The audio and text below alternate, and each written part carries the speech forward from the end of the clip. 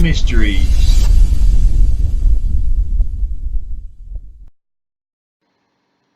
Welcome to those endless mysteries. This week, Bigfoot sightings of Washington. Washington State has had 671 sightings of Bigfoot over the years, according to the BFRO website.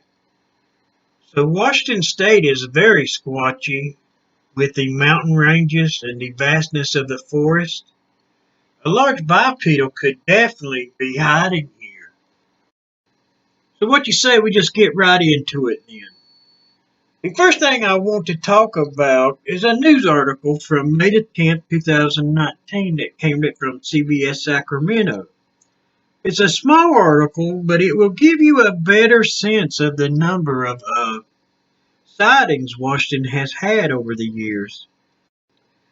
Now, the BFRO only lists the sightings that gets followed up on.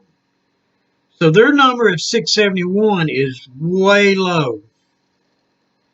So the title of the article is California Second Only to Washington in Bigfoot Sighting Reports.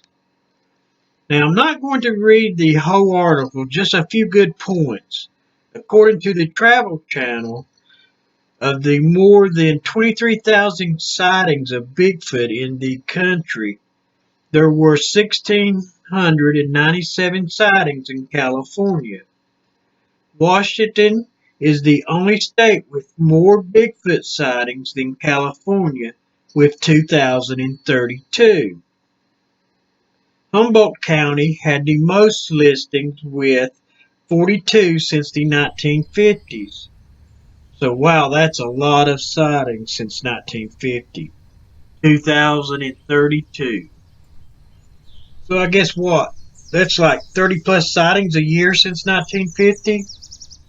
That number doesn't really surprise me with all the great terrain of Washington. With high mountains and dense forests, Washington is the perfect place for a Bigfoot to be hanging out.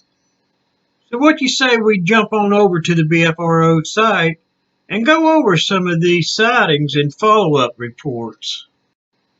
This first sighting report is of a B class. It's from June the 22nd, 2019 from Yakima County. The witness states that he observed at least 4 howls in the morning between 4 and 5 a.m. at Silver Beach campgrounds. The sounds were about a mile away but could hear clearly in the morning. Thought it was wildlife or maybe a person. Then looked up a video on YouTube of people using a parabolic sound dish recording Sasquatch vocalizing. Sounds when I arrived back home. Was able to recognize the sound from the video to what I had heard. It was a terrifying sound. The best way to describe it was a howl sound between a man and an ape. The witness also stated that the howl stopped once dawn hit, and also that there was one other witness that was with him at the time. This next sighting also happened this past year on September the 1st, 2019, near the town of Carson, Washington. This is the follow-up investigation report by the BFRO. I talked to the witness by phone. The witness camps at this location about 5 times yearly for the past 6 years. The Wind River Work Center is a USDA Forest Service location. They walked down to the creek and started to set up camp. The aggression sounds the witness refers to at 9:15 were mimicked by him, and it sounded as a mix of whoop and scream, with a lot of air to them. There were 2 within 10 seconds, and then a third about 90 seconds later. The brushes moved, and 15 feet away he saw a silhouette of a figure at least 8 feet tall turned to the side. He saw the left arm as it turned. It had a large round head, and wide torso. They ran back to the truck. About 10 to 15 minutes later, the witness got out of the truck and sounded a handheld air horn. They set up camp and went inside their tents. At 11 p.m., he heard a deep whistle. He heard rocks crushing as something was walking by the creek. Pebbles were thrown at their tents, and there was an odor the witness described as stinky feet. At 12:39 a.m., he heard a branch break about 60 feet away. Their Pekingese dog was growling until 1 a.m. that morning. Then everything was quiet. A chair was found on the ground the next morning.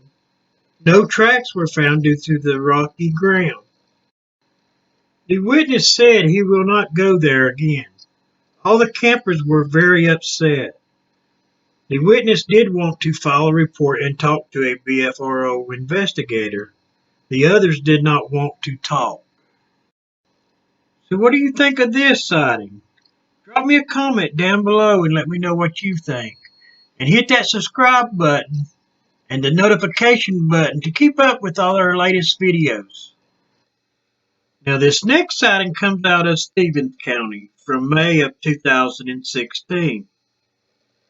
We will be looking and going over the follow-up investigation report by the BFRO.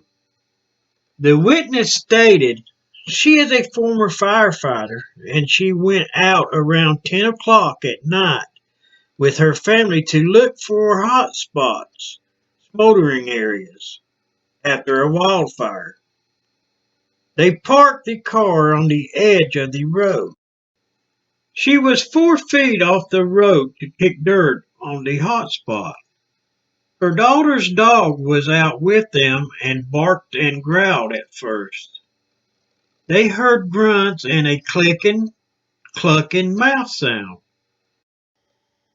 She had her husband turn on the headlights that shone down the road and to the side where she was. Then stepping out from a cluster of burnt trees was a 7 to 8 foot tall figure. It stood about 11 feet away. It was dark brown to black with long woolly hair. Its body was built with arms longer than a person and a head that was twice the size of a person. She could not see a neck or facial features as hair was in the way. It reminded the witness of a horse's long mane, hair over the eyes and face. This large figure made the vocalization for 2 minutes until a second figure stepped out of the trees. This figure was a few inches shorter, and its body frame was moderately stocky and not as big as the first one. It had dark brown hair like a shag carpet. Its head was similar in size to the first one. It had hair long enough to cover its face also. It also was making the clicking sound that was looking at the first one. The witness got the impression they were communicating. 1 minute later, a 4 1/2 foot tall figure came out slowly and cautiously. It was thin and red golden brown hair. Although small, its head was the size of an adult person. The witness almost cried when it came out as she felt sorry for it being in the burnt area. She was not expecting to see any live animals. Then the largest figure made a half-circle motion with its arm above its head. The witness said the hands were covered with hair. It made a sound that was difficult for the witness to describe, but like a loud roar that lasted less than 1 minute. When the family members that were outside went towards the car, the largest figure took 3 steps towards her. She is not sure, but believes it was now about 11 feet from the car. The other two figures went back into the charred trees. She was shocked at first, but now more calm and wanted to observe more. The other family members were extremely nervous, and everyone left. The witness said the encounter lasted about 10 minutes. She said the figures were not afraid of the car. She did not think they were protecting the young one, but were just wandering through the burnt area and wanted the people to leave. No odor was detected from the figures. The witness will be going back to observe the area as it regrows from the fire. End of statement. Now that was an interesting sighting. For a sighting to last that long and that close, wow. Most sightings are over within a minute, if that. But being in a wildfire, maybe they were in shock or just happy to be alive. It knew that it was being observed and didn't just run away. And with the whole family seeing this creature and reporting the same thing, there were 5 family members in total that witnessed this event. So how do you tell 5 different people who saw the same thing that they didn't see it if you're a skeptic? And if you are a skeptic, please comment down below to what you think they might have seen. There's just so much more that could be looked into here in Washington, so I will be revisiting this state. But I didn't want to get the videos too long, so I think we're going to stop on this one. And thank you for watching those endless mysteries. And remember to subscribe and hit that notification button so you can keep up with all of our latest videos. And again, thanks for watching those endless mysteries.